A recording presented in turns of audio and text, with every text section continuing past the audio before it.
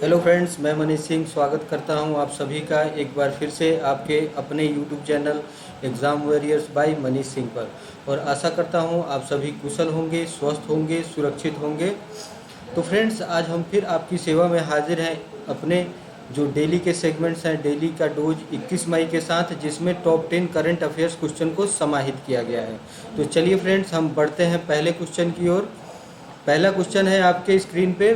निम्नलिखित में से किस राज्य सरकार ने म्यूकरमाइकोसिस, जिसे ब्लैक फंगस रोग के नाम से जाना जा रहा है, को 19 मई 2021 को महामारी घोषित कर दिया? तो फ्रेंड्स, ऑप्शंस हैं आपके सामने। पहला ऑप्शन है बिहार, दूसरा तमिलनाडु, तीसरा राजस्थान और चौथा उत्तराखंड। तो मैं आपको बता दूं, इसका जो सही आंसर है वो है राजस्थान जी।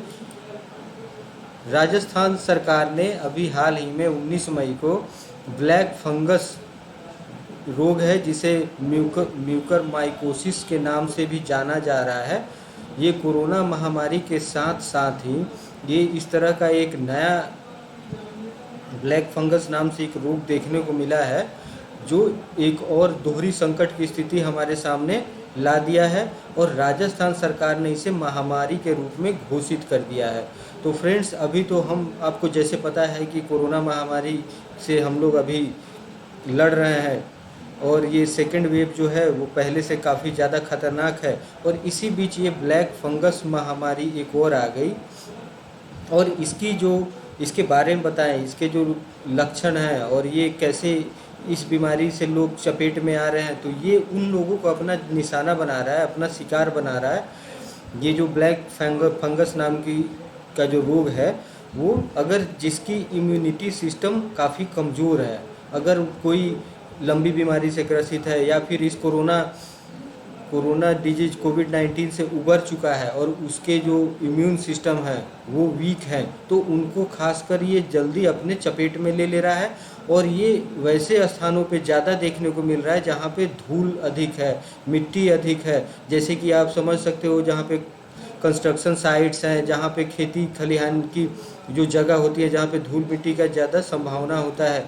तो ये बीमारी एक नई बीमारी जो ये हमारे देश में एक और समस्या के रूप में सामने खड़ी है, और राजस्थान सरकार ने हाल ही में इसे एक महामारी का दर्जा प्रदान किया है। वहाँ पे काफ़ी लोग इसके चपेट में आ रहे हैं। और अगर हम इसके निगेटिव इम्पैक्ट की बात करें, तो इस बीमारी के चपेट में आने वाले जो लोग हैं वो आँखों की रोशनी अपनी खो दे रहे हैं। और उन्हें अगर लक्षण की बात करें तो आँखों में जैसे लालिमापन आ जा रहा है, फिर सिर दर्द काफ़ी तेज़ होता है, उल्टी में आपको रक्त के कण देखने को मिलते हैं। तो ये एक अलग से एक बीमारी आ गई है, जिसे ब्लैक फंगस के नाम से आप लोग ये न्यूज़पेपर और आए दिन टीवी चैनल्स पे देखते होंगे। तो इसे राजस्थान सरकार ने एक महामारी का दर्जा दिया है, महामारी के रूप में घोषित कर दिया है। और इससे हम सभी को बचने की ज़रूरत है। ये एक अलार्मिंग वो सिचुएशन है। अगर एक स्टेट में है तो ये कोरोना की तरह ही और भी स्टेट्स में बढ़ सकता है, तो हमें और ज़्यादा सतर्क रहने की ज़रूरत है। तो फ्रेंड्स, ये आपको याद रखना है कि राजस्थान गवर्नमेंट ने इसे क्या किया है, एक महामारी घोषित किया है ब्लैक फंगस डिजीज़ को। इसे आपको याद रखना है। ये वनडे एग्जाम्स के लिए काफ़ी इंपॉर्टेंट है, और पीसीएस एग्जाम्स में भी इस तरह के क्वेश्चन पूछे जा सकते हैं। तो फ्रेंड्स, अब बढ़ते हैं अगले स्लाइड की ओर। अगला प्रश्न है आपके स्क्रीन पे। विश्व मेट्रोलॉजी दिवस, वर्ल्ड मेट्रोलॉजी डे, निम्नलिखित में से किस दिन मनाया जाता है?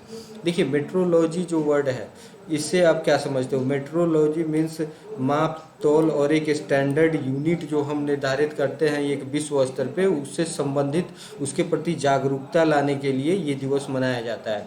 तो ये डेज और इवेंट्स वाले क्वेश्चन है जो काफ़ी पूछे जाते हैं, पीसीएस एग्जाम्स में भी पूछे जाते हैं और वनडे एग्जाम्स में भी पूछे जाते हैं। तो ये किस दिन मनाया जाता है? फ्रेंड्स, ऑप्शन है आपके सामने। पहला ऑप्शन है 20 मई, दूसरा ऑप्शन है 10 मार्च, तीसरा ऑप्शन है 12 नवंबर और चौथा ऑप्शन है 25 फरवरी। तो इसमें जो सही आंसर है वो मैं आपको बता दूं, वो सही आंसर है 20 मई को वर्ल्ड मेट्रोलॉजी डे के रूप में मनाया जाता है। देखिए, ये 20 मई को हर साल मनाया जाता है, और ये जो दिन है ये 1875 में मीटर कन्वेंशन पर हस्ताक्षर करने की वर्षगांठ के उपलक्ष्य में मनाया जाता है। मीटर कन्वेंशन, ये आपको ध्यान रखना है, यहीं से इसकी शुरुआत होती है 1875 में। इस कन्वेंशन में विज्ञान और माप के साथ साथ इसके वाणिज्यिक, सामाजिक और औद्योगिक अनुप्रयोगों में वैश्विक सहयोग के लिए एक रूपरेखा निर्धारित की गई थी। जैसे कि फ्रेंड्स आप देखते हो ये जो औद्योगिक क्षेत्र में जो माप तोल की इकाइयाँ होती हैं, ठीक है, विज्ञान में हम मापते हैं, ठीक है, या ये सामाजिक क्षेत्र में जो माप तोल की वस्तुएं और एक स्टैंडर्ड जो हम ये माप तोल के लिए यूज करते हैं, उसी के उपलक्ष्य में, उसी के प्रति जागरूकता पूरे विश्व में फैलाने के लिए ये वर्ल्ड मेट्रोलॉजी डे मनाया जाता है। तो आपको ये याद रखना है कि ये 20 मई को मनाया जाता है प्रतिवर्ष विश्व मेट्रोलॉजी दिवस के नाम से। ठीक है फ्रेंड्स, ये आपको याद रखना है, ये वनडे एग्जाम्स के लिए काफ़ी इंपॉर्टेंट है। फिर हम अगले क्वेश्चन की ओर बढ़ते हैं। अगला क्वेश्चन है आपके स्क्रीन पे, हाल ही में राजस्थान के किस पूर्व मुख्यमंत्री का कोरोना की चपेट में आने से 93 वर्ष की उम्र में निधन हो गया। फ्रेंड्स, ये ओबिचुअरी सेक्शन जो अक्सर देखे जाते हैं, जो वनडे एग्जाम्स और पीसीएस एग्जाम्स में पूछे जाते हैं, जिसमें निधन से रिलेटेड क्वेश्चंस भी पूछे जाते हैं, ऐसा ट्रेंड देखा गया। एसएससी का एग्ज़ाम हो या बैंक का एग्ज़ाम हो या पीसीएस का एग्ज़ाम हो। तो अभी जैसे कि आप सबको पता है कि इस महामारी की वजह से हमने अपने देश के काफ़ी यंग जनरेशन के भी कुछ विभूतियों को खोया है, और ओल्ड एज के भी जो एक प्रोमिनेंट हस्तियाँ थी, जो हमारे देश के प्रमुखता से उन्होंने अपनी बात रखी, हमारे देश की सेवा की, वैसे लोगों को भी हमने अपने बीच से खोया है। तो फ्रेंड्स, अभी हाल ही में राजस्थान के ये पूर्व मुख्यमंत्री थे जिनकी कोरोना की चपेट में आने से मृत्यु हो गई। तो ऑप्शंस आपके सामने है फ्रेंड। पहला ऑप्शन है जगन्नाथ पहाड़िया, दूसरा ऑप्शन है वसुंधरा राजे सिंधिया, तीसरा ऑप्शन है हीरालाल देवपुरा, और चौथा ऑप्शन है इनमें से कोई नहीं, नन ऑफ दिस। तो फ्रेंड्स, इसमें जो आंसर है मैं आपको बता दूं, इसका सही आंसर है जगन्नाथ पहाड़िया। ये आपको याद रखना है, ये पूर्व मुख्यमंत्री रह चुके हैं राजस्थान सरकार में, राजस्थान स्टेट के, जिनका निधन हो गया है हाल ही में, और इसके लिए राजकीय शोक की घोषणा की गई है। जगन्नाथ पहाड़िया की अगर हम कैरियर की बात करें, उनके पॉलिटिकल कैरियर की बात करें, तो वो 1980 से 1981 तक 13 महीने तक राजस्थान के मुख्यमंत्री के रूप में रहे। लेकिन उन्होंने इसमें काफ़ी ऐसे समाज सुधार से संबंधी कार्य किए, जैसे कि उनमें एक शराबबंदी कानून को इन्होंने पूरी तरह से लागू किया। तो फ्रेंड्स, ये आपको याद रखना है, ये राजस्थान के पूर्व मुख्यमंत्री रह चुके हैं जिनका हाल ही में कोरोना से निधन हो गया है। अब हम बढ़ते हैं अगले स्लाइड की ओर। अगला प्रश्न है आपके स्क्रीन पे, चौथा प्रश्न, पाकिस्तान के नए राष्ट्रीय सुरक्षा सलाहकार के रूप में निम्नलिखित में से किसे नियुक्त किया गया है। फ्रेंड्स, ये पड़ोसी देश के पॉलिटिकल एक्टिविटीज से रिलेटेड है, तो वहाँ के भी हम क्वेश्चन जैसे बनते हैं इंटरनेशनल अफेयर्स में, अगर आप देखोगे तो उसमें क्वेश्चंस इस तरह के हमें जानने चाहिए। तो अभी हाल ही में पाकिस्तान के नए राष्ट्रीय सुरक्षा सलाहकार, जैसे जिसे आप एनएसए बोलते हो, नेशनल सिक्योरिटी एडवाइज़र, तो पाकिस्तान में किसे बनाया गया है, किसे नियुक्त किया गया है। तो फ्रेंड्स, ऑप्शंस आपके सामने है। पहला ऑप्शन है असद उमर, दूसरा ऑप्शन है डॉक्टर अब्दुल हफीज शेख, तीसरा ऑप्शन है शेख रशीद अहमद, और चौथा है मोईद यूसुफ। तो फ्रेंड्स, मैं आपको बता दूं, इसका जो सही आंसर है वो है मोईद यूसुफ, जिन्हें हाल ही में पाकिस्तान के एनएसए के रूप में राष्ट्रीय सुरक्षा सलाहकार के रूप में इन्हें नियुक्त किया गया है। इससे पहले वो क्या थे, तो इससे पहले वो पाकिस्तान के प्रधानमंत्री जो इमरान खान हैं अभी वर्तमान में, उनके स्पेशल एडवाइज़र थे ये।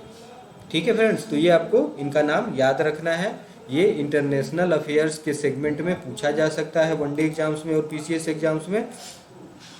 तो फ्रेंड्स, हम चलते हैं अगले प्रश्न की ओर। अगला प्रश्न है आपके स्क्रीन पे, पांचवा प्रश्न, अंतर्राष्ट्रीय संग्रहालय दिवस, इंटरनेशनल म्यूजियम डे, निम्नलिखित में से किस दिन मनाया जाता है। इंटरनेशनल म्यूजियम डे, फिर यहाँ पे डेज से रिलेटेड क्वेश्चन यहाँ पे है आपके सामने। तो हमने पहले भी डिस्कस किया था कि डेज से रिलेटेड जो भी क्वेश्चंस होते हैं, जिस विषय पे वो केंद्रित होते हैं, उसके प्रति लोगों के बीच एक वैश्विक स्तर पर जागृति लाने के लिए और उसके संरक्षण करने के लिए ये डेज और दिवस मनाए जाते हैं। तो यहाँ पे आपके सामने जो क्वेश्चन है वो है अंतर्राष्ट्रीय संग्रहालय दिवस किस दिन मनाया जाता है। ऑप्शन है आपके स्क्रीन पे। पहला ऑप्शन है 12 मार्च, दूसरा ऑप्शन है 15 जुलाई, तीसरा ऑप्शन है 18 मई और चौथा ऑप्शन है 20 दिसंबर। तो फ्रेंड्स मैं आपको बता दूं इसमें जो सही आंसर है वो है 18 मई। 18 मई को हम विश्व भर में इंटरनेशनल म्यूजियम डे मनाते हैं।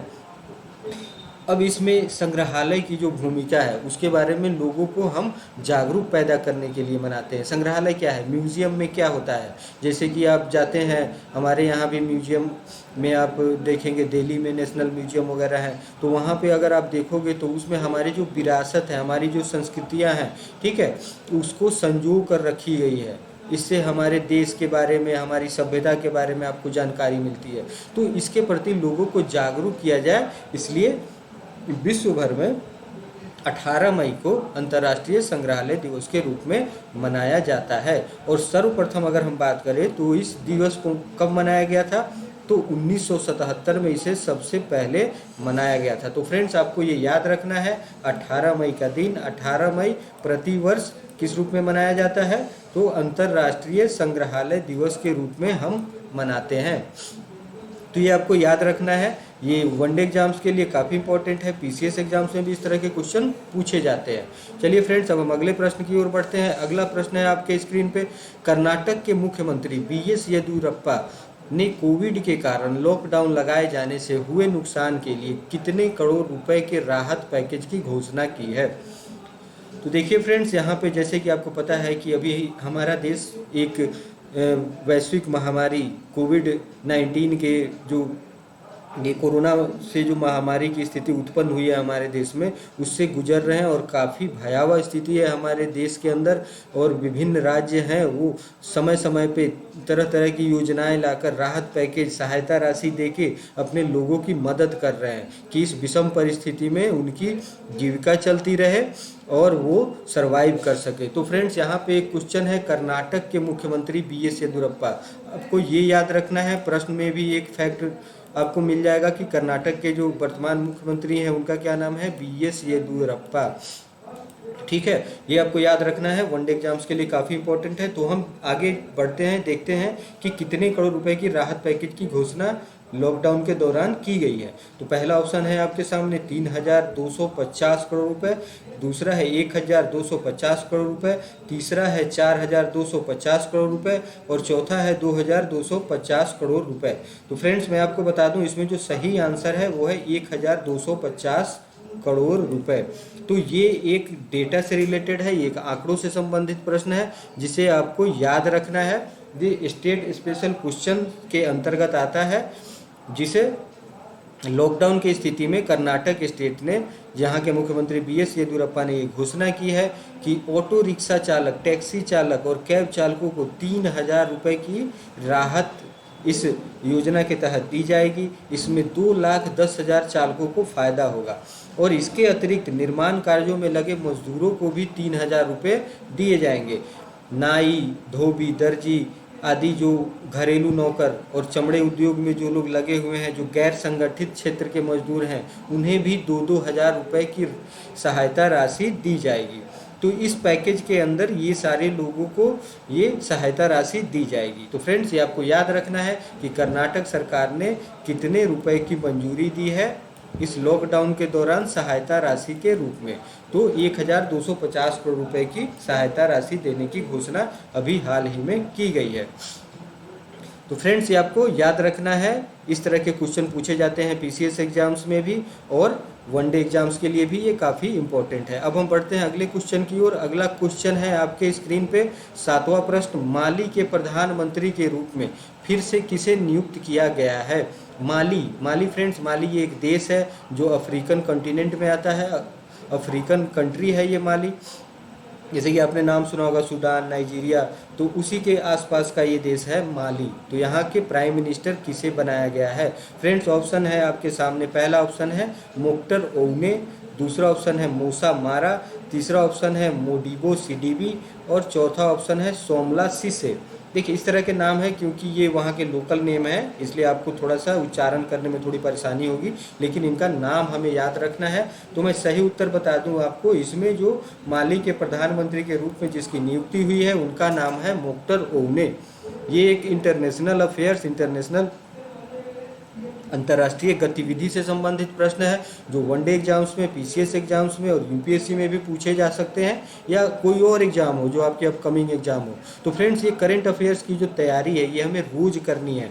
आप एक नोटबुक रखो जिसमें आप लिखते भी चलो, और फिर एक जैसे 2, 4, 6 महीने जब आप पेपर के समय में आप पेपर देने के लिए तैयार रहोगे, तब आप देखोगे कि आपके पास काफ़ी सारा स्टॉक हो गया है करंट अफेयर का, और आप सारी चीज़ों को जानते हो। ये एक दिन में 200, 400, 500 क्वेश्चन मगअप करने से आपको याद नहीं रहेगा और वो पेपर में कोई काम नहीं आएगा, और ज़्यादा से ज़्यादा कन्फ्यूजन की स्थिति ही उत्पन्न होगी। तो फ्रेंड्स, आपको जुड़े रहना है हमारे साथ रेगुलर, और रोज़ ज़्यादा नहीं 10 क्वेश्चन आपको साथ में पढ़ना है, और आपको मैक्सिमम शेयर करना है, सब्सक्राइब करना है इस चैनल को, कि आपके साथ वाले और भी जो फ्रेंड्स हैं जो कॉम्पिटिटिव एग्जाम्स की तैयारी करते हैं वो भी हमारे साथ जुड़े और वो भी लाभान्वित हों। तो फ्रेंड्स, हम इस क्वेश्चन पे आते हैं कि माली के प्रधानमंत्री के रूप में किसकी नियुक्ति की गई है। तो ये नाम आपको याद रखना है, मोख्तर ओगने। कभी कभी ऐसे क्वेश्चन पूछे जाते हैं जो 3-4 देश के जो प्रधान हैं उनके नाम दिए जाएंगे, और उनको कभी मिलाने के लिए बोल दिया जाएगा इनमें से कौन सा पेयर गलत है या सही है। इस तरह से भी क्वेश्चन वनडे एग्जाम्स में बन सकते हैं। ठीक है फ्रेंड्स, तो ये आपको याद रखना है। अब हम बढ़ते हैं अगले प्रश्न की ओर। अगला प्रश्न है आपके स्क्रीन पे, कनाडा के किस फाइटर ने ब्रैंडन वेरा को हराकर सिंगापुर की वन चैंपियनशिप में हैवीवेट विश्व चैंपियन का खिताब अपने नाम किया। तो फ्रेंड्स, यहाँ पे जब हैवीवेट टर्म आपको सुनने को आता है, हैवीवेट विश्व चैंपियनशिप, तो ये किस चीज़ से संबंधित है? तो ये एक WWE का नाम आपने सुना होगा, WWF का नाम सुना होगा। तो उसमें ये फाइटर्स होते हैं जिनका एक कैटेगरी होता है, एक हैवी वेट में, फिर एक मीडियम वेट में, इस तरह से कैटेगराइज की गई रहती है। तो यहाँ पे हम बात कर रहे हैं कनाडा के कौन से वो फाइटर हैं जो ब्रैंडन वेरा, जो एक चैंपियन रह चुके हैं, उनको हराकर सिंगापुर की वन चैंपियनशिप में इन्होंने विश्व चैंपियन का खिताब अपने नाम किया है। तो फ्रेंड्स, ऑप्शन है आपके सामने, पहला ऑप्शन है राहुल सिंह, दूसरा ऑप्शन है प्रकाश सिंह, तीसरा ऑप्शन है अनिल कुमार सिंह, चौथा ऑप्शन है अर्जन सिंह भुल्लर। तो आपके मन में ये प्रश्न आ रहा होगा कि बात कर रहे हैं हम कनाडा की, और नाम से ये प्रतीत होता है कि ये सारे भारतीय हैं। तो देखिए, ये कनाडा में भारतीय मूल के ही हैं जिनको कनाडा की नागरिकता प्राप्त है। ये काफ़ी समय से वहाँ रहते हैं। इन्होंने कनाडा को इसमें हैवीवेट चैंपियनशिप में इनको क्या किया था, रिप्रेजेंट किया था, और उन्होंने ये कारनामा कर दिखाया है और खिताब अपने नाम किया है। तो फ्रेंड्स, इसमें आपको आंसर बता दें हम, इसका सही आंसर है अर्जन सिंह भुल्लर। ठीक है फ्रेंड्स, तो अर्जन सिंह भुल्लर जो भारतीय मूल के कनाडाई हैं, इन्होंने ब्रैंडन वेरा को हराकर सिंगापुर की वन चैंपियनशिप में हैवीवेट विश्व चैंपियन का खिताब अपने नाम किया है। और इस तरह का कारनामा करने वाले भारतीय मूल के ये पहले मिक्स्ड मार्शल आर्ट्स फाइटर भी बने हैं। ठीक है फ्रेंड्स, ये आपको याद रखना है इनका नाम, ये काफ़ी इंपॉर्टेंट है। अर्जन सिंह भुल्लर का नाम आपको याद रखना है क्योंकि ये भारतीय मूल के भी हैं। तो जब भी एग्जाम्स में क्वेश्चन बनते हैं तो उसमें कुछ विशेषता लिए हुए प्रश्न, यूं ही कोई क्वेश्चन नहीं पूछा जाता है पेपर में, उसके साथ कोई ना कोई लॉजिक होता है और अपने कंटिनेंट का, अपने देश का कनेक्शन होता है। तो आपको इनका नाम याद रखना है फ्रेंड्स। और इस जीत के साथ अर्जन सिंह भुल्लर ने फिलीपींस मूल के अमेरिकी हैं जिनका क्या नाम है, ब्रैंडन वेरा, को 5 साल से चला आ रहा है उनका वर्चस्व तोड़ दिया उन्होंने। और भुल्लर के करियर के बारे में और भी हम डिस्कस करें तो आपको मैं बता दूं कि भुल्लर 2010 और 2012 में राष्ट्रमंडल खेलों में, कॉमनवेल्थ गेम्स में स्वर्ण पदक जीते थे। तो फ्रेंड्स, आपको ये याद रखना है, ये स्पोर्ट्स सेगमेंट का बहुत ही इम्पोर्टेंट क्वेश्चन है और ये पूछे जाते हैं हमेशा ऐसे प्रश्न। अब हम अगले क्वेश्चन की ओर बढ़ते हैं। अगला क्वेश्चन है आपके स्क्रीन पे, निम्नलिखित में से किस भारतीय अभिनेता को पर्यावरण संरक्षण, ठीक है, पर्यावरण संरक्षण के लिए गोल्डन ग्लोब ऑनर्स फाउंडेशन से सम्मानित करने की घोषणा की गई? ठीक है, तो फ्रेंड्स, हाल ही में देखेंगे जैसे कि हम यहाँ देख रहे हैं कि पर्यावरण संरक्षण के लिए गोल्डन ग्लोब ऑनर्स फाउंडेशन है जो पर्यावरण संरक्षण के लिए किस अभिनेता को सम्मानित करने के लिए घोषणा किया गया है। तो देखिए फ्रेंड्स, यहाँ पे ऑप्शन है आपके सामने, पहला ऑप्शन है सोनू सूद, दूसरा ऑप्शन है अनिल कपूर, तीसरा ऑप्शन है पंकज त्रिपाठी, चौथा ऑप्शन है अक्षय कुमार। फ्रेंड्स, इसमें सही आंसर मैं आपको बता दूं, इसमें सही आंसर है अक्षय कुमार। तो फ्रेंड्स ऐसे जब क्वेश्चन बनते हैं, आपको किसी का ब्रांड एम्बेसडर बनाया जाता है, यहाँ पे पर्यावरण संरक्षण की बात की जा रही है, जिनका योगदान पर्यावरण संरक्षण को लेके अग्रणी होता है, जो पर्यावरण के प्रति, जलवायु क्लाइमेट चेंज के प्रति एक प्रतिबद्धता दिखाते हैं, ठीक है, एक जागरूकता फैलाते हैं पूरे विश्व में, तो उन ऐसे शख्सियत को चुना जाता है। तो यहाँ पे अक्षय कुमार को चुना गया है। ठीक है फ्रेंड्स, अब अगर हम बात करें तो पिछले काफ़ी समय से दुनिया भर के सेलिब्रिटीज़ पर्यावरण संरक्षण के क्षेत्र में काम कर रहे हैं। देखिए सेलिब्रिटीज़ को क्यों चुना जाता है, क्योंकि जो सबसे बड़ी आबादी होती है युवा वर्ग की, ठीक है, वो अपना एक रोल मॉडल मानते हैं सेलिब्रिटीज़ को लेके, चाहे वो किसी फील्ड से संबंधित हो, कोई पॉलिटिकल आइकॉन हो, या फिर बॉलीवुड से जुड़े हो, या हॉलीवुड से जुड़े हो, या फिर किसी खेल गतिविधियों से जुड़े हो, तो उनको लोग अपना एक आइकॉनिक रोल मॉडल मानने लगते हैं, और उन्हें इस तरह के लिए, इस तरह के काम के लिए उन्हें क्या किया जाता है, सम्मानित किया जाता है, उन्हें ब्रांड एम्बेसडर बनाया जाता है। ऐसी परिपाटी रही है, और लोगों के बीच पर्यावरण के प्रति या उस सब्जेक्ट के प्रति संरक्षण और जागरूकता का संदेश दिया जाता है।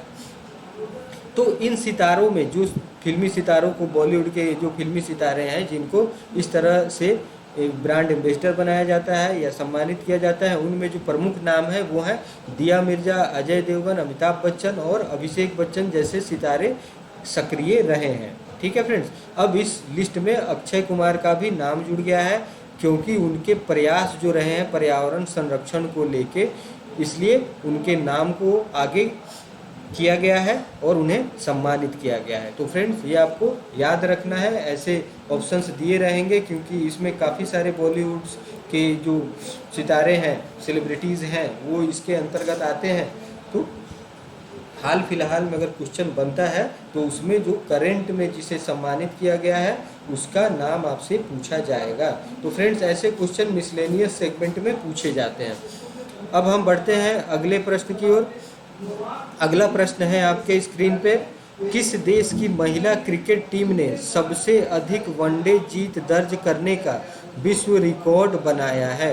फ्रेंड्स वो किस देश की महिला क्रिकेट टीम है जो सबसे अधिक वनडे मैच जीतने का जो रिकॉर्ड है वो विश्व स्तर पे बनाया है? तो फ्रेंड्स ऑप्शंस है आपके सामने। पहला ऑप्शन है न्यूजीलैंड, दूसरा ऑप्शन है भारत, तीसरा ऑप्शन है ऑस्ट्रेलिया और चौथा ऑप्शन है इंग्लैंड। तो देखिए फ्रेंड्स, आप ऑप्शन से ही अगर कुछ अनुमान लगाएं, अपना एक पूर्व के ज्ञान से अगर अनुमान लगाएं, तो इसमें सहसा हमें दो टीमों की तरफ हमारी नज़र जाती है। तो इसमें ऑस्ट्रेलिया और इंग्लैंड, ठीक है, और न्यूजीलैंड, ये सब सशक्त एक अपनी भागीदारी सिद्ध करते हैं, चाहे वो महिला क्रिकेट टीम ही क्यों ना हो। तो इसमें वह कौन सी महिला क्रिकेट टीम है, किस देश की महिला क्रिकेट टीम है जो सबसे अधिक वनडे जीत दर्ज करने का विश्व रिकॉर्ड बनाया है? तो फ्रेंड्स आपको मैं आंसर बता दूं, इसका जो सही आंसर है वो है ऑस्ट्रेलिया। ऑस्ट्रेलिया की महिला क्रिकेट टीम ने हाल ही में सबसे अधिक एक दिवसीय मैच जीतने का एक रिकॉर्ड, विश्व रिकॉर्ड बनाया है।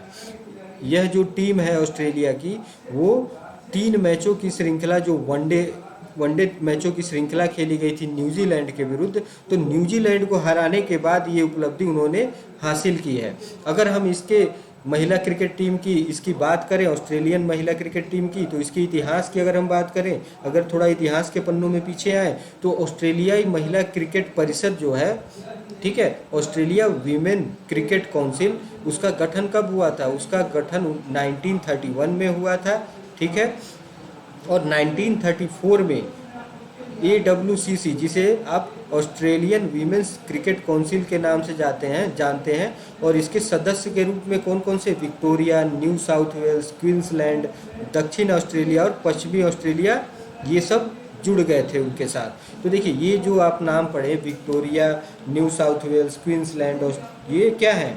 ये ऑस्ट्रेलिया को विभिन्न भौतिक विभागों में बांटा गया है, जिसमें एक प्रांत आता है विक्टोरिया। ठीक है फ्रेंड्स, आप अगर एटलस में देखोगे, मैप में देखोगे, तो ये सब नाम जो हैं ये आपको देखने को वहाँ पे मिल जाएंगे। जैसे अगर हम बात करें कि यहाँ पे आपने नाम देखा विक्टोरिया का, क्वींसलैंड का, साउथ ऑस्ट्रेलिया का, वेस्टर्न ऑस्ट्रेलिया का और न्यू साउथ वेल्स का, इन सब को मिला के ऑस्ट्रेलिया जो कॉन्टिनेंट है वो बनता है।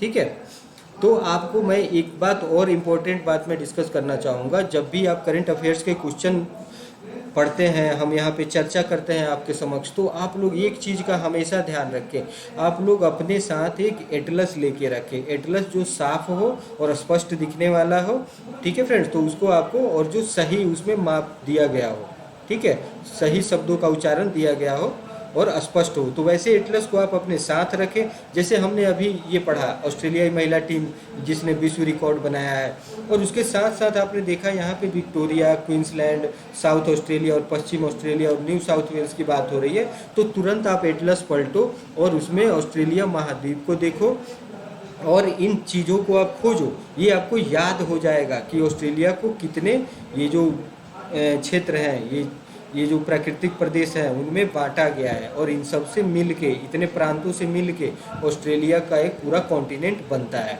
तो फ्रेंड्स, आज हमने डिस्कस किया टॉप 10 करंट अफेयर्स के क्वेश्चंस जो आज के दिन के थे, आज के दिन के लिए इम्पोर्टेंट थे। अब हम कल फिर हाजिर होंगे आपके साथ चर्चा करने के लिए, फिर टॉप 10 करंट अफेयर्स के क्वेश्चन के साथ। तब तक आप स्वस्थ रहें, सुरक्षित रहें, अपने घरों में रहें। धन्यवाद।